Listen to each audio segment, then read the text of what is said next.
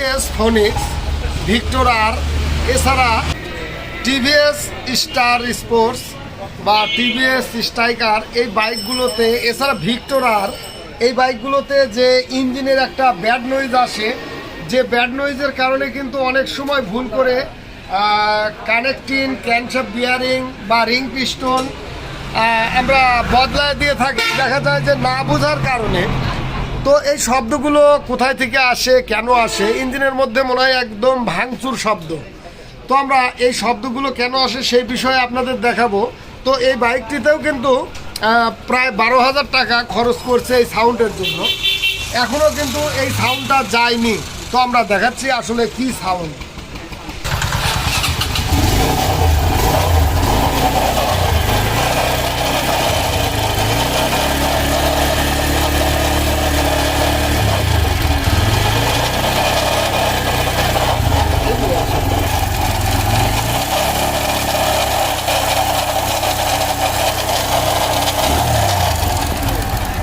তো এই সাউন্ডের জন্যই কিন্তু এই বাইকের ফুল ইঞ্জিনের কাজ করিয়েছিল, তবুও এই সাউন্ড যায়নি। আসলে এই সাউন্ডটা হয় কেন আমরা সেই বিষয়ে দেখব।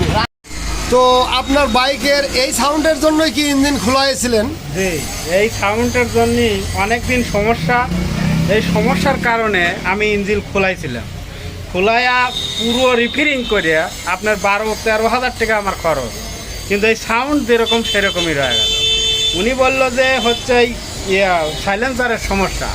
পরে সাইলেন্সারও জায়গায় জায়গায় ফুটো করে উনি জ্বালাই দিয়ে, তাও এই সাউন্ড যায় নাই। এখন এই নানান জটিলতার কারণে, এই সাউন্ডটা না যাওয়ার কারণে আমি দাদার কাছে নিয়ে আসছি। দাদা এখন কি করবি?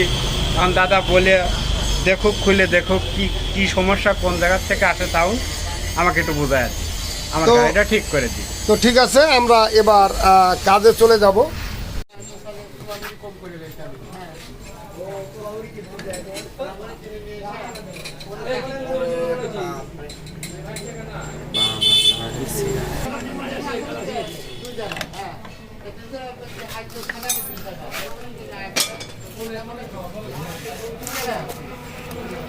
তো এটা কিন্তু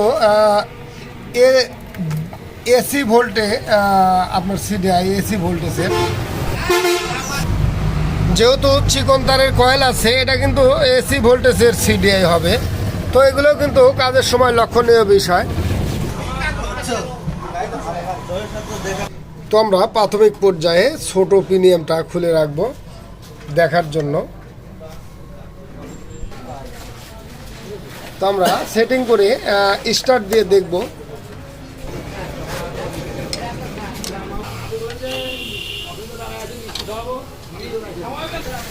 তো আমরা সংযোগ দিয়েছি। তো এবার আমরা স্টার্ট দিয়ে দেখব সাউন্ডটা কেমন হয়।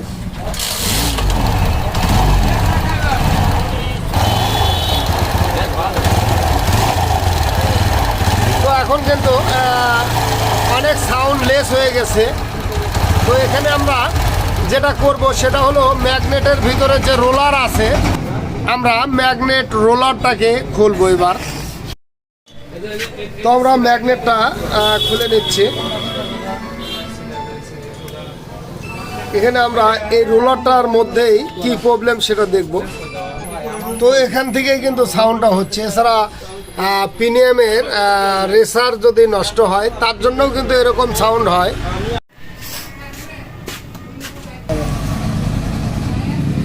তো এখানে যে নাম্বারটা আছে এই রোলার বিয়ারিংয়ের, তো এই নাম্বার অনুযায়ী যদি আমাদের কাছে বিয়ারিং থাকতো তাহলে কিন্তু আমরা এই রোলারের বিয়ারিংটা লাগাই দিলেই এই রোলারের শব্দটা কমে যেত, অর্থাৎ এই পিনিয়ামের শব্দটা কমে যেত।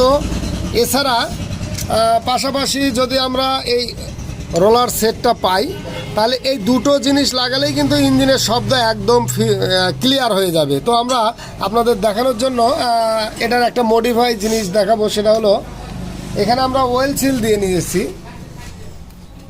যে ওয়েল সিল দিয়ে পিনিয়ামটাকে শক্ত করে এর শব্দটা কেমন হয় এটা দেখানোর জন্য। এখানে ধরো, তো আমরা ম্যাগনেট টাইট দিয়ে দিলাম। আসলে আমরা এটা দেখার জন্য যে সাউন্ডটা কেমন হয়।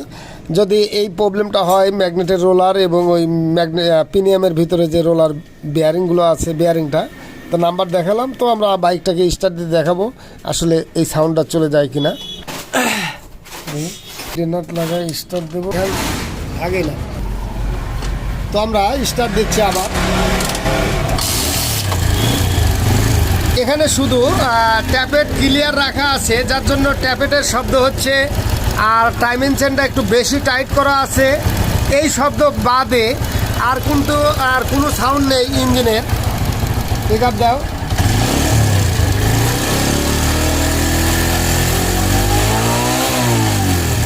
তাহলে আপনাদের যেটা দেখালাম এটা হলো ম্যাগনেটের ভিতরে যে রোলার বল সেটটা আছে ওটার প্রবলেম হলে এরকম হয়। এছাড়া পিনিয়ামের সঙ্গে যে রোলার বিয়ারিং আছে এটাও যদি হচ্ছে গজে বা পিনিয়ামটা গজে, এর জন্যও কিন্তু এই সাউন্ডগুলো হয়। তো আমরা এরকম প্রবলেমে পড়লে প্রথমে আমরা এইগুলোই কাজ করে দেখব, তাহলেই কিন্তু বোঝা যাবে ইঞ্জিনের ভিতরে কোনো প্রবলেম আছে কি না।